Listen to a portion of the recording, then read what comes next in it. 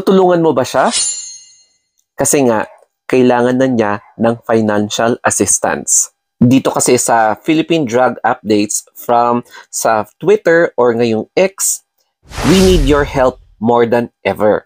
So, humihingi si Pura Luca Vega ng tulong or assistance. Sabi dito, Pura Luca Vega seeks for financial support as she faces trial this September. Your donations will go to Luca's family and transportation or food for their court dates this September. So for donations siya sa GCash. Ayan, merong nilagay na QR code pero hindi ko siya pwedeng i-flash dito kasi hindi pwede. Mag-take down yung video ko. So ayan na nga.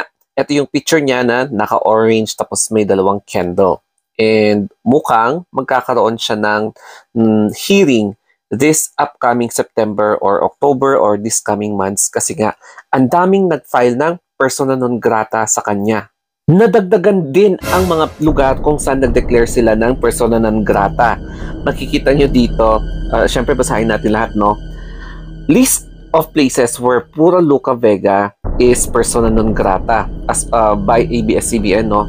So, General Santos City, Florida Blanca, Pampanga, tapos sa Laguna, and then sa City of Manila, tapos sa Bukidnon, yan, Bukidnon Province, then sa Municipality of Toboso, Negros Occidental, then sa Nueva Ecija, Cebu City, Cagayan de Oro City, Occidental Mindoro, Dinagat Islands, Lucena City, Mandaue City, Bohol Province, Batangas City.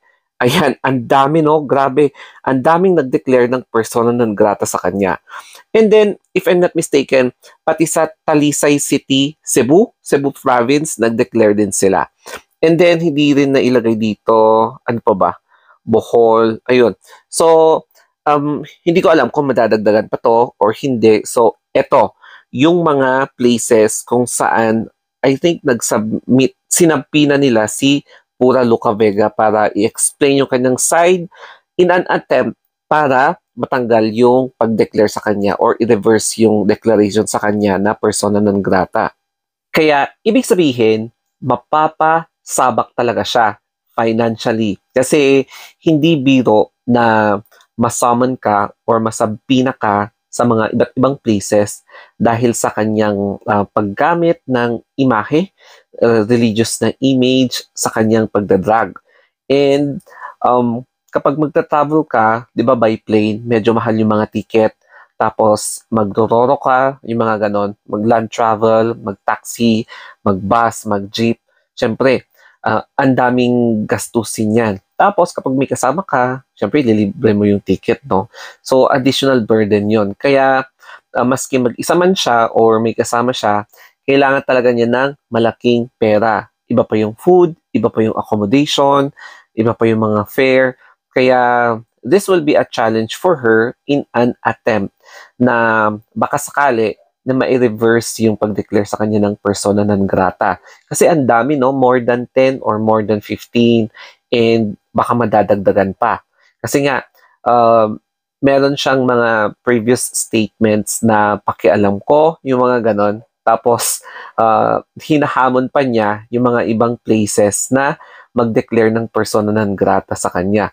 So, ibig sabihin, another summon, another subpoena, another court hearing, and another gastusin na naman yon. So, physically, mentally, emotionally, this will be a very big challenge para sa kanya na isa-isahin niyang lutasin ito. Either mag-isa niya or may mga kasama siya. Kaya, tignan na lang natin kung ano yung mangyayari sa kanyang kaso. Eto na, ang final question.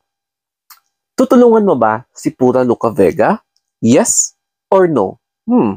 Pero kapag yes, ayun, andun sa kanyang IG stories yung details kung paano mo siya matutulungan.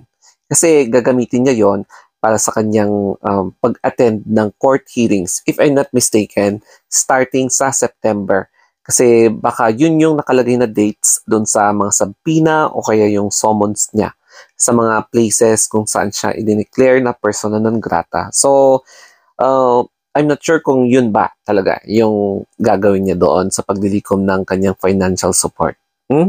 Okay, so tignan na lang natin ang susunod na kabanata. Okay, so thank you for watching. Siguro naman may natutunan kayong lesson dito sa video na ito, no? And baka nakarelate kayo, especially sa case ni Pura Luca Vega.